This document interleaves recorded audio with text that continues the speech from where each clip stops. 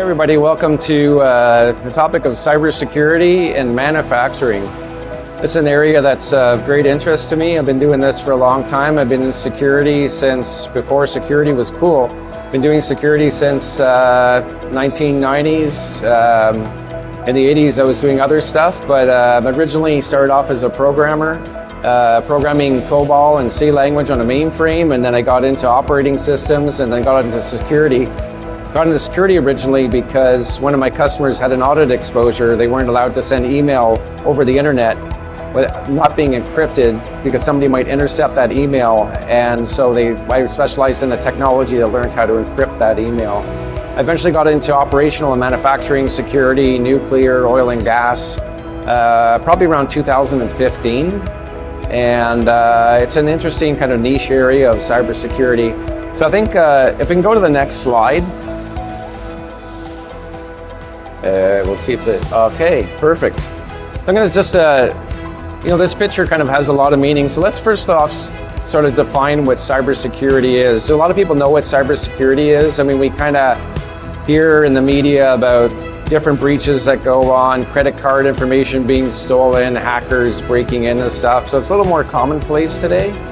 But security is really all about the protection of data. And really that's all it is. Protection of data, whether it's in physical form, so that could be a credit card receipt, that could be confidential information you wrote down on a piece of paper, and then we figure out how to protect that. That could be through use of guard dogs, security guards at gates, gauge of fencing wire, could be bollards that we put in front of buildings so you can't run a car into a building and try to blow it up. Location of data centers, fire suppression systems. So we look at really all the physical elements for security. A lot of people think of security, cybersecurity, they think of just computers, but it's really focused on anything where that data could be. And then we're also focused on protecting data in logical forms, so something that's on a computer, right? And so protecting access control, protecting user identities, protecting administrative access, protecting data when it's at rest, sitting on the computer, and also in transit when we're sending the information out. So that's really what security is. And in order to achieve 100% security, you really have to shut off everything, right? Security is basically don't trust anybody. They call us the field of the professionally paranoid, because the idea is we really don't trust anybody or anything. And so it's all about not having trust, shut everything off, and you have 100% security. But then the question becomes, you can't do business that way. You can't run your manufacturing plants by shutting all your systems off. And so what you have to do is you start to turn your systems on, and as you turn your systems on, you introduce risk.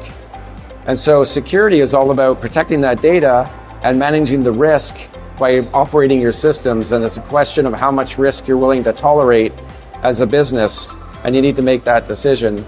And a lot of that risk determines on what's actually critical for your business. What do you need to run your manufacturing environment? So how many manufacturers do you think actually know all of the critical assets that support their operations, both on the IT side and on the manufacturing side?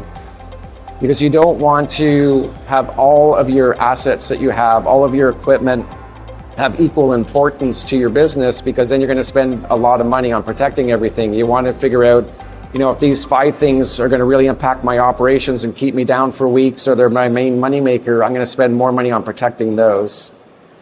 And so what's happening now, you have 2 different sides of the house here. On the left-hand side, you can see information technology, which is standard IT security. So that would be like your HR environment, your payroll systems, any kind of credit card information that you would store, anything that's in an office, basically. And on the other side, you have operational technology, which would be your manufacturing plants.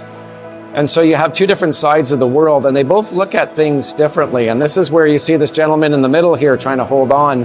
What's happening is in manufacturing, typically, we have equipment that, has a 30, 40-year refresh cycle, whereas in IT, you refresh computers every 3 years. You have old antiquated equipment that was never designed to be connected to the internet. It was created in the 70s, 80s. And so this stuff doesn't encrypt data, can't change passwords. It was never designed to be connected to the real world.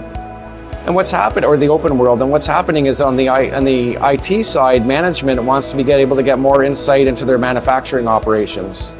And so a lot of companies are looking at how can I collect that data out of my manufacturing environment and be able to get more insights and actionable insights from that data itself to be able to predict, am I using my manufacturing equipment properly? Do I need to buy more manufacturing equipment? What are my volumes they're going to produce? What are my downtimes? How efficiently am I operating? And is there better ways that we can do things as a business to reduce cost? And so what's happening is because we're now connecting from traditional IT environments into OT and manufacturing environments and pulling all that data out, we've now exposed systems that were never really designed to be connected to the internet in the first place. And so that introduces all kinds of risk. And on my end, we try to figure out how do we protect that data.